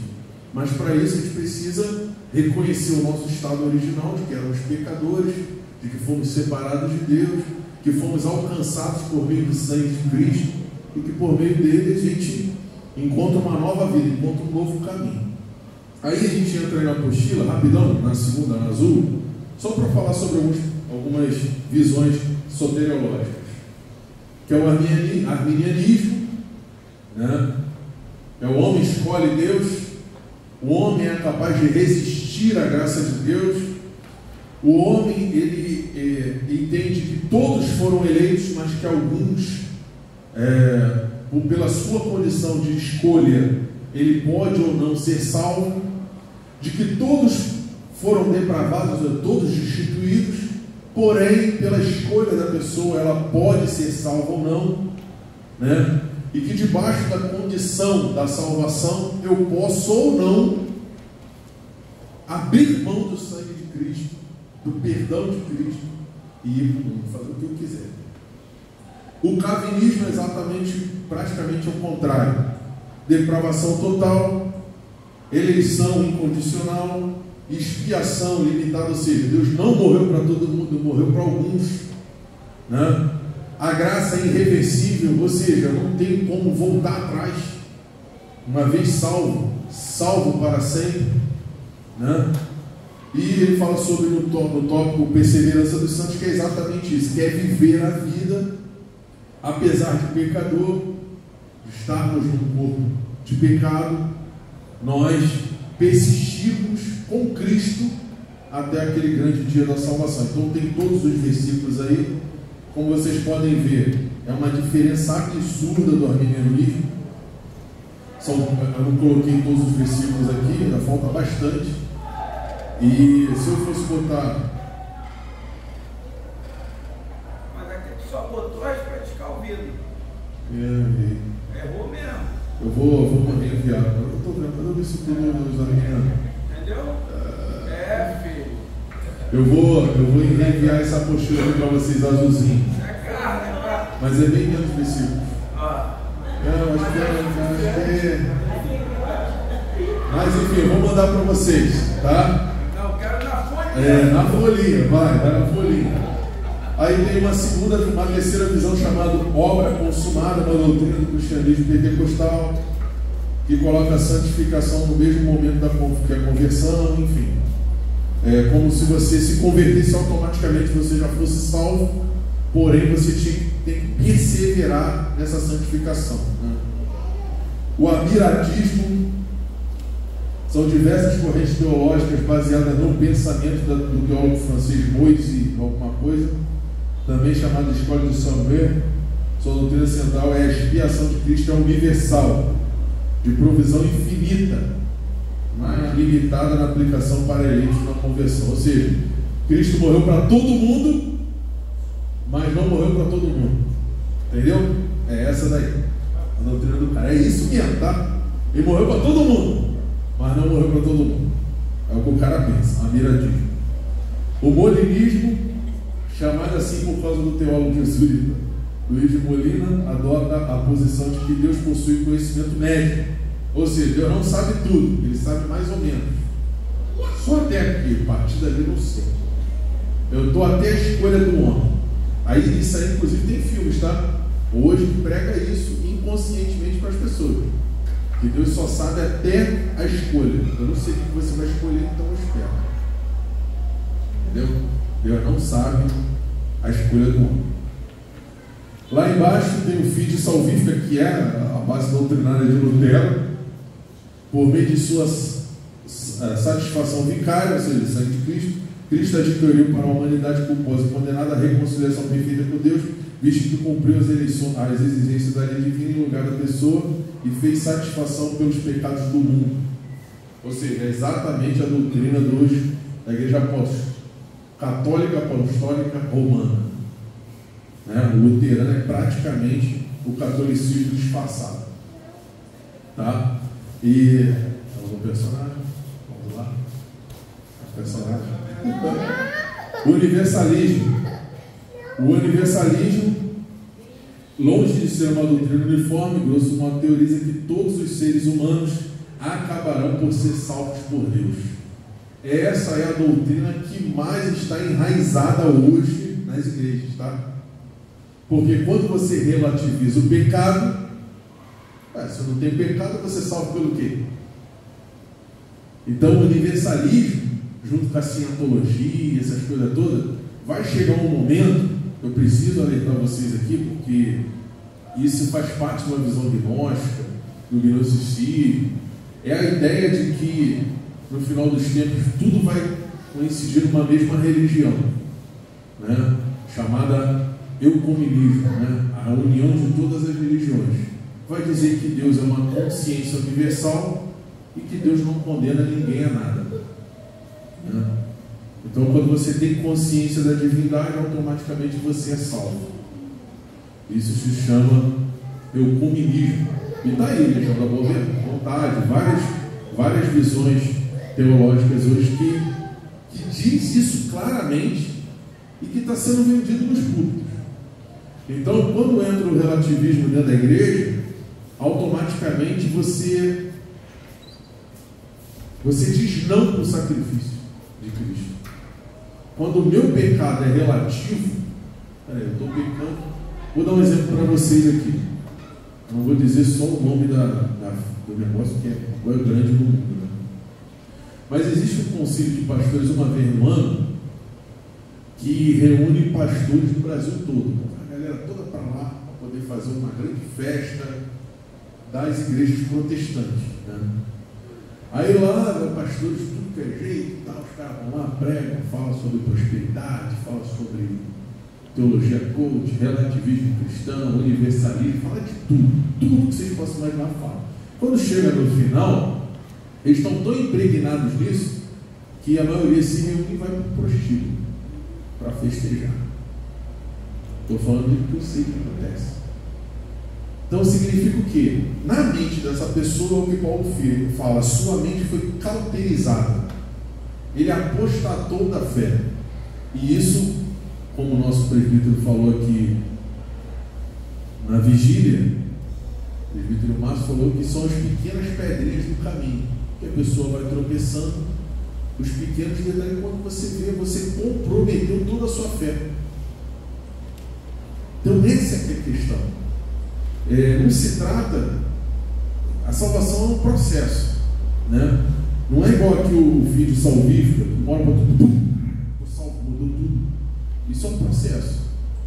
Agora, a santificação é uma exigência do salvo. O salvo, ele deseja se santificar, ele deseja se separar, ele deseja ter uma vida limpa diante de Deus. Então a maior evidência da salvação na vida da pessoa é a santificação. Sem santificação, que diz a palavra, ninguém verá o Senhor. Apocalipse, quem é limpo, limpe-se mais ainda. Isso. Quem é sujo, suje-se mais ainda. Então, se a pessoa não tem desejo de se limpar, ela tem que ver. Tem alguma coisa. Então, irmãos, nesses últimos minutinhos aqui, alguém tem alguma pergunta? Vai, Tati. Na sua visão, essa questão de doutrina soteriológica, qual seria mais adequado? Olha, hoje, né? Eu estudei muito sobre isso, já briguei muito por causa disso, já bati muita cabeça por causa disso. Eu tenho uma visão de uma mistura do arminianismo com o calvinismo. Eles não funcionam da forma que existe hoje. Lembrando que são duas visões humanas, tá? Calvinista é um colégio, é um homem que olhou a Bíblia, se inspirou muito em Agostinho de Hipona, né, nas suas visões teológicas, e criou uma visão teológica. Isso não é regra de fé. A Bíblia, a palavra é uma regra de fé. Então assim, mas eu pego essa visão e olho lá o Armínio Jacobo, né, e vejo o que ele fala, e o que o outro fala, e eu consigo misturar as duas coisas. Então eu acredito que Deus, por ser soberano, Ele tem o poder de predestinar quem Ele quer. Mas eu não acredito que Deus predestinou a humanidade. Ele predestinou pessoas, inclusive o próprio Jesus, para vir, viver na terra e morrer e se sacrificar. Ponto.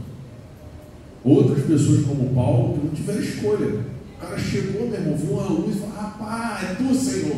E dali, tão grandes homens na história, se você for ver. Moisés, Deus não chegou e falou para ele: Moisés, tudo bem?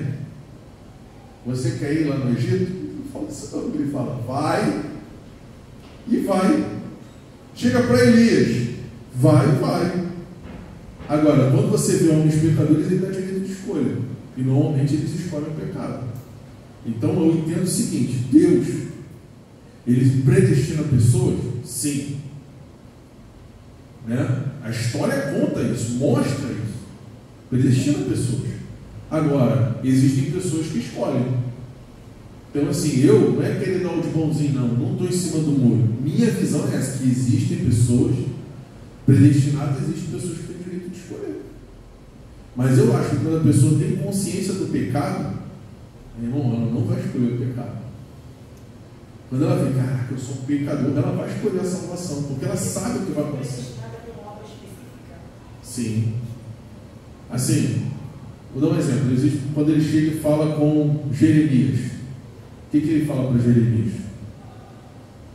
Antes do ventre da tua mãe, eu te conheci e te destinei a ser profeta. E está falando isso o próprio Deus. Então não é coisa de Paulo. Ele está dizendo: eu te predestinei para isso. Agora, se ele tinha direito de escolha, a Bíblia não mostra isso. Vamos dar um exemplo bonito de quem tem. Oi? É isso que eu ia falar. O Jonas. O Jonas, ele chega e fala assim: vai lá. Aí Jonas: não vou. Vai lá, não vou. Vai lá, não vou. Aí Jonas não vai. O que o Jonas faz? Vai para mim, eu pego o barco, vou embora, quero saber, vou embora. Aí vai. Chega lá no barco, começa a ter blá blá blá blá. Aí Deus deu o livre-arbítrio para ele. Tem. Jonas teve o livre-arbítrio sim, cara. Ele podia ter morrido. Era só ele ficar quieto. Entendeu? Ele teve esse livre-arbítrio. Tem muita gente que fala que não teve. Ele escolheu ir para outra direção. Ele pegou o barco para Éfeso, né? Éfeso. E se ele não orasse, ele continuaria no mesmo. Até hoje. Na barriguinha lá sendo digerido. Então assim, eu acredito que Deus destinou ele, vai. E ele teve a escolha, entre outros homens. Mas a escolha, se você for perceber, é sempre para o erro, sempre para pecar. Ele escolhe para o pecado. Ou seja, o livre-arbítrio é para você pecar. Porque quando você se torna um servo, você perde o direito de escolher, irmão. Não é isso? O servo tem vontade? Não. Você lembra do Rio Pereta? O Paulo, ele chega e fala da palavra Rio Pereta, né? Ou diáconos, né? Ele era um escravo para a morte. O escravo para a morte, ele ia lá para o subsolo do navio, pegava o remo e ficava, até morrer. Aí, tu acha que alguém ia lá perguntar: e aí, escravo, para onde a gente vai agora? Perguntava? Não. Então o escravo, ele tem vontade? Não. Então assim, quando pecador, você tem direito de escolha. Para o inferno, vai para o inferno. Amém? Mais alguma pergunta? Respondi a tua pergunta? Mais alguma pergunta? Eu estou perguntando aqui para o pastor Marcelo. Agora é o momento. Tem um texto que fala, Não vai favorecer a ele. não, cara. Vai, manda. De verdade, é o que eu acredito. Vai, pastor. Tem um texto que fala que Deus que nos escolhe, que nós não temos condição de escolher Deus. Sim, ele fala: eu vos escolhi para que vades deis fruto e vosso fruto permaneça. Não fostes vós que escolhestes a mim. Eu que vos escolhi para que vá e o vosso dê frutos e o vosso fruto permaneça. João 15, 16 e 17. Mas eu estou falando para ele. Não, então. Olha só. Discorda quem? Eu estou falando. Ele está falando com quem? Com discípulos. discípulos. Eu falei para ele, foi Pedro que falou, Jesus, eu te quero. Não, ele falou, vem. Pegava um discípulo. Aí a missão foi dada a eles, ó, vão. Por isso que eu estou falando, senão... Mas será que nós temos condição? Então, estou crendo na predestinação. Deus, não, ó, eu, vamos ler. Será que não tem condição de falar assim, Deus, eu não te quero? Mas é isso, pastor, é interessante. Eu não te quero, Deus. Os maiores calvinistas do Brasil... Deus fala, não, será que tem condição de eu falar para Deus, não te quero? Eu estou fora. Alguém quer perguntar aí?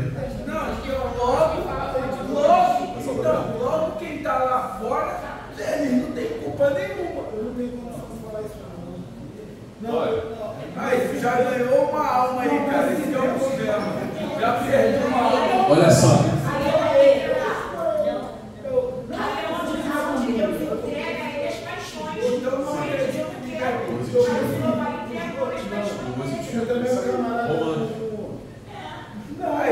Pastor, tu não acredita em livre-arbítrio, não? Como não acredita? Ele sabe mesmo. Assim, eu vou facilitar sobre uma visão interessante. Existe um pastor chamado Augusto Nicodemus. Ele fala uma coisa interessante. Ele quase virou ateu por causa disso. Ele chegou na conclusão, da mesma forma que eu cheguei, que existem os dois. Existe. O salvo, o homem de Deus, ele vê que não escolheu. Eu não escolhi, foi Cristo que escolheu. O ímpio, ele escolhe. Porque ele é o próprio Deus. A escolha está comigo. Eu sou Deus, eu escolho. Quando ele é alcançado por Deus, ele escolhe, não escolher. Agora ele está lá do outro lado. Aí ele olha, eu não escolhi não. Entendeu? Então assim, o livre-arbítrio e a predestinação existe aqui, está na Bíblia. Como isso vai funcionar? Fala. Sim, mas então quando o pastor Valdir, então eu posso falar, não, Deus, eu não te quero. Não, então, ele está falando que a gente não pode falar, Deus, eu não te quero. Não tem como, a gente tem como. Não, vamos para uma pergunta interessante. Para a gente ver. Fala. Eu entendi. Ele falou assim, então eu posso dizer para Deus, não, eu não te quero. Mas então aconteceu o quê? A salvação, a conversão dele, na verdade, não ocorreu. Lembra do que a gente conversou? Por isso que é interessante a gente entender. Eu só posso ser salvo quando eu tenho consciência de que estou perdido. Se não houver consciência, não existe salvação. Se não houver arrependimento, não existe salvação. Vamos lá para Atos 2. Então, se o cara, rapidinho, se eu não me convencer do pecado, o Espírito Santo me disser, você é um pecador, você está indo para o inferno, então não existe salvação. A escolha, ela passa a existir a partir do momento que eu desejo compreender isso. Entendeu? Predestinação não significa que eu fui destinado a escolher Deus. É a consciência de que eu escolhi Deus porque Ele me escolheu primeiro. Ó, rapidinho, olha que complicado. Não, rapidinho. Vou complicar mais. Eu lá no mundão. Fazendo muita besteira. Aí, eu lá na minha casa, pensei, falei, não quero mais viver assim, não quero mais viver desse jeito, vou mudar. Eu pensei, vou mudar meu modo de vida. Mas só que igreja nada. Eu mudar por mim mesmo. Eu pensei isso, eu vou mudar meu modo de vida. Sim. Mas só que no meio do caminho eu vi que era muito difícil, que eu não ia conseguir mudar. Eu sozinho não ia. Falei, aí eu pensei, que aí eu entendo, acho que não foi eu que pensei, foi o Espírito Santo de Deus que te que me convenceu. O Espírito Santo me convenceu. Isso. Ele falou, ó, vai para uma igreja, Isso. né? Vai lá para a comunhão com os irmãos, Sim. que eu vou te ajudar. busquei em Deus. Tipo, eu vim porque, né, a princípio eu que quis. Você desejou. Né? Sim. Mas só que depois tive a consciência que não era eu. Eu Era falei. Deus. Foi o que eu falei. que me escolheu. Quando pecador, quem era o seu Deus? Você mesmo. Eu que mando, eu que escolho, eu que faço, eu que quero, eu que quero. Mas o que ele está dizendo, se a gente for levar para o outro lado, se for o Espírito Santo, tá? E que não foi ele que foi o Espírito Santo, logo quem está lá no mundo não tem culpa. Porque o Espírito Santo é que trouxe ele. Então é o Espírito Santo que vai trazer os outros. Não, mas aí, vamos entender. Olha que interessante. Eu sei que, Sim. olha só, a predestinação, o livre-arbítrio, eles se embolam. Funciona. Na realidade, eles vão se embolando. Mas só que, porém, sustentar isso, se você pegar a Bíblia de Gênesis a Apocalipse, é muito difícil. Aí eu tenho até uma brincadeira para fazer. Tem muitos textos para comprovar a predestinação, poucos para comprovar o livre-arbítrio, certo? Sim, sim. Para você falar o certo, é uma coisa, mas para você convencer alguém do erro, você tem que falar o dia todo. Não estou dizendo que a predestinação é um erro, eu creio em predestinação. Sim. Porém, é o que eu estou falando, eu estou tentando entender ele. Se não foi ele. Não, olha só, ele a princípio, ele achou que fosse ele. Aí final de mês, não, então, depois ele entendeu que não foi ele, foi o Espírito Santo. Logo, quem conduziu ele aqui foi o Espírito Santo, o cara lá tá inocente. Sim, mas o Espírito Santo ele faz isso por meio da palavra, do ouvir a palavra. Sim. Todo mundo é convidado. É porque A pessoa escuta, aí o Espírito Santo convence a pessoa, aí a pessoa vai escolher sim ou não. eu tinha até a consciência do que eu fazer era errado. Sim. Eu tinha essa consciência. É o que a gente tá? começou falando. Todos sabem o que é certo e errado, mesmo sem conhecer isso aí. Eu sabia que era errado. Mas eu estou entendendo ele. Sim. Eu sei que eu só estou aqui mesmo por causa de Deus. Pela graça, né? Senão... Depois tu é salvo. Fala, meu irmão. Então, aí ele diz que ele tinha consciência do erro. Sim. Como todo mundo tem. Todo mundo. Todo mundo tem. Então, Fala aí. Vai, irmão. Nota 10. foge as coisas. Foge as coisas. Eu estava falando, eu estava aqui imaginando. Então, se você tem consciência do erro e você não busca Deus, como é que fica a tua situação? Você está condenado. É. Vamos para a gente resumir. Só para Pode finalizar. acontecer o que aconteceu com Nabucodonosor. Vai comer grama, vai ficar maluco. E depois você vai ser convertido, né? Depois você vai ser Então, deixa eu falar um trem. Fala, trem. Fala, trem. Esse cara. Manda o trem. Eu estou discordando de todo mundo. Manda a tua locomotiva. Deixa eu falar de todo mundo aqui. Ah. É tão simples que ele falou, tão simples que ele falou. A Bíblia diz que a palavra tem poder. Sim. Paulo disse que um planta, o outro rega, mas quem dá o crescimento é ele. É isso aí. Então 100% da sua vida toda ouviu a palavra de Deus. Um pouquinho aqui, um pouquinho, enfrentando. O Espírito Santo falou para lá, eu começo a tocar. Eu fui tocando, falando um pouquinho aqui, um pouquinho, sua família está aí, quando você estão aí para cá. O Espírito Santo vai falar. Até que me levantou. Eu vou lá nesses crentes. Claro, esse é o poder, assim que faz tudo, mas escolha sua. Aí que só o Espírito Santo vai ser lá. Se você não continuar aqui, você vai embora e vai para o inferno também. É isso aí. É você que tem poder de escolha. Agora eu quero contar o poder da escolha desde o início. Você falou aí do poder da escolha, a coisa toda. Quem foi que teve a escolha de sair da presença de Deus? Não foi Adão? Adão fez algo para sair? E quem disse que agora não vão fazer nada para voltar? Tem que fazer. Se o homem não fizer, não tem salvação. Simples assim. Eu penso o seguinte. Eu penso.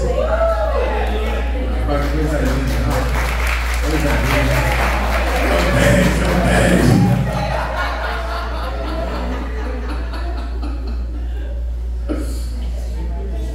E fica quieto.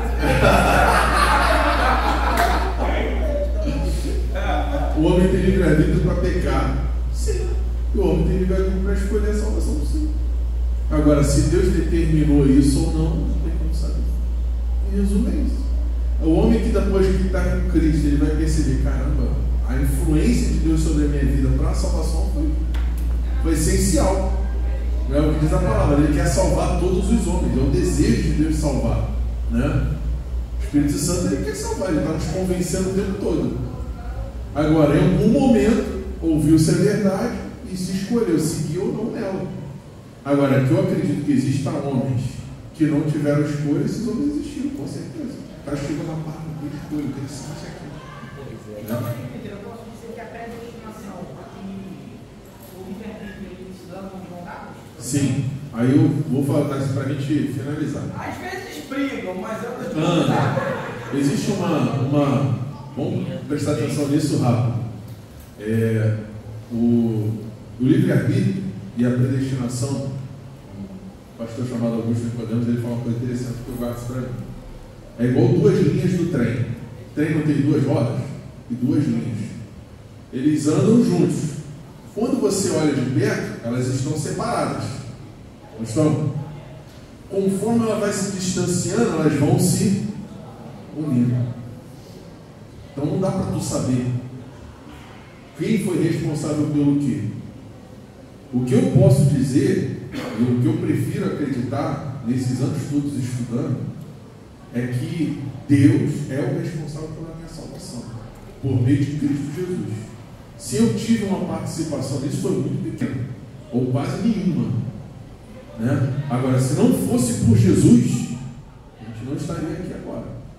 E o que a gente fez é o que minha mãe falava para mim: você não faz mais que a sua obrigação de estudar. Não é isso?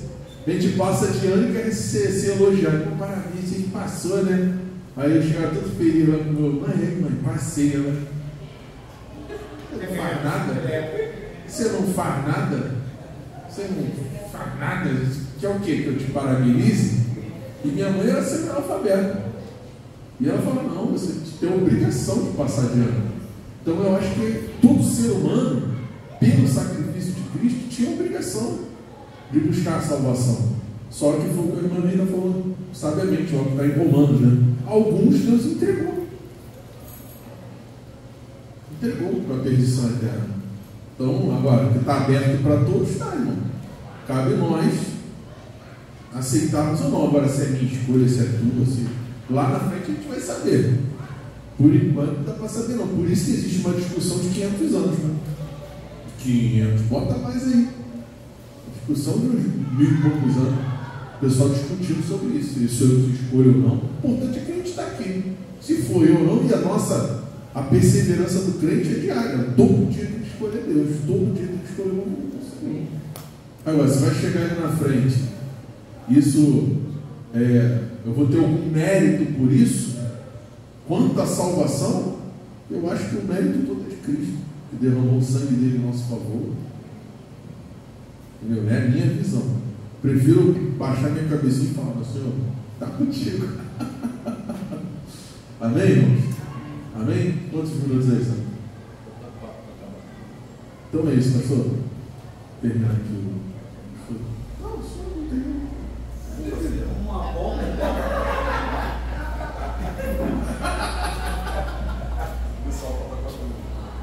Maravilha, hein? Ele arruma uma bomba e bateu para terminar essa hora.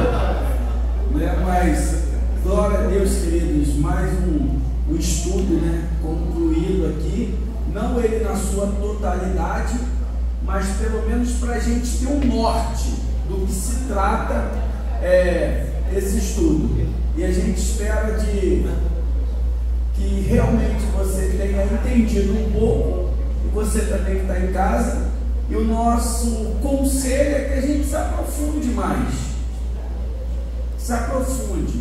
Que a gente não acredite por aquilo que a gente está ouvindo, mas que a gente vá buscar. Né? Aonde? Na fonte. Onde que é a fonte? A palavra. Só na palavra, não no joelho. Porque aquilo que você não consegue compreender, o Espírito Santo ele vai te revelar e trazer paz para o seu coração. Amém? Vamos nos colocar de pé e vamos terminar com o nosso versículo, né? Chave, em nome de Jesus. Amém? 1, 2, 3. Amarás o Senhor teu Deus de todo o teu coração, de toda a sua alma e de todo o seu entendimento. Amém? Que Deus abençoe e abençoe também a você. Um beijo no coração. Estamos terminando aqui. Amém? Amém.